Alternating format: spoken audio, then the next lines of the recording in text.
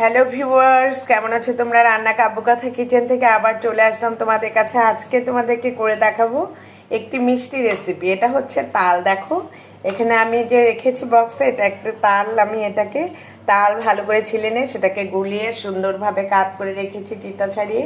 এবং দেখো পাশে একটি প্যান বসিয়ে দিয়েছি এবং এই প্যানে আমি দুধ দিয়েছি। দুধ দেওয়ার পরে এখানে যে এই যে কাট করে রেখেছি, এখান থেকে কিছু কিছু গোলা আমি এখানে দিয়ে নিয়েছি এবং এখানে চিনি অ্যাড করেছি।